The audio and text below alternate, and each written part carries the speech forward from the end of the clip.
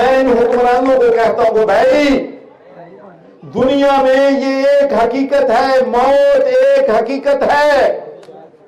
ہر انسان نے قبر میں جانا ہے، اور آج تک کوئی دنیا کا بادشاہ، کوئی دنیا کا لیڈر، کوئی بڑے سے بڑا آدمی قبر میں کوئی چیز اپنی کوٹھیاں، بنگلے، پیسہ، زیورات ساتھ نہیں لے کے گیا، خالی ہاتھ جاتا ہے۔ اور آپ کو معلوم ہے کہ سکندر اعظم نے، الیگزینڈر دا گریٹ نے اپنی وصیت میں لکھا تھا کہ جب میں مارا جاؤں یا فوت ہو جاؤں تو کفن سے میرے دونوں ہاتھ باہر رکھنا، تاکہ لوگوں کو معلوم ہو کہ الیگزینڈر دی گریٹ بھی جب اس دنیا سے گیا تو خالی ہاتھ گیا تھا۔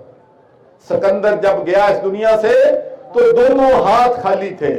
تو میرے بھائیوں، وہاں پر کوئی شخص نہیں اپنے ساتھ کوئی چیز لے کے جا سکتا۔ اگر شخص کوئی چیز ساتھ لے کے جائے گا تو اس کے اعمال ساتھ جائیں گے، اس نے جو نیکیاں کی ہیں وہ اس کے ساتھ جائیں گی، اس کی دولت، اس کے بچے ساتھ نہیں جائیں گے۔ اور ایک بات میں آج آپ سے شیئر کرنا چاہتا ہوں کہ یہ میری زندگی کا نچوڑ ہے، تجربہ ہے، کہ میں جہاں بھی ہوں، گلاسگو میں ہوں، اپنے گاؤں میں جاؤں، تو میری کوشش ہوتی ہے کہ اپنے پیرنٹس، اپنے گرانڈ پیرنٹس یا اپنے عزیز و اقارب کی قبروں پہ جا کے فاتحہ پڑھ لوں۔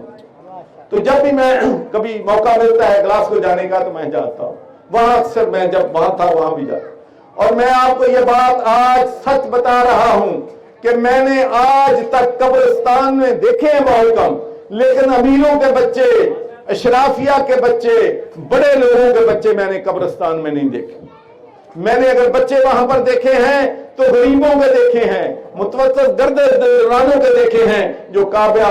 قبر پہ جا کے تلاوت بھی کر رہے ہیں، ان کی مغفرت کی دعا بھی کر رہے ہیں۔ تو میرے بھائیوں، جن بچوں کے لیے آپ یہ ساری دولت چھوڑ کے جا رہے ہو، وہ تو آپ کی قبروں کو بھی زیارت نہیں کرتے، تو کیا فائدہ ہے ان پیسوں کا، اس دولت کا؟ جو زندگی آپ کی ہمیشہ رہنے والی زندگی ہے، جہاں آپ نے ہمیشہ رہنا جا رہا ہے، اس کی زندگی جو ہے وہ اپنی برباد کر کے جا رہے ہو، اور یہ دولت، یہ سرمایہ، یہ پیسہ اس بینک میں رکھ کے جا رہے ہو، اس سے تمہیں کوئی فائدہ جو ہے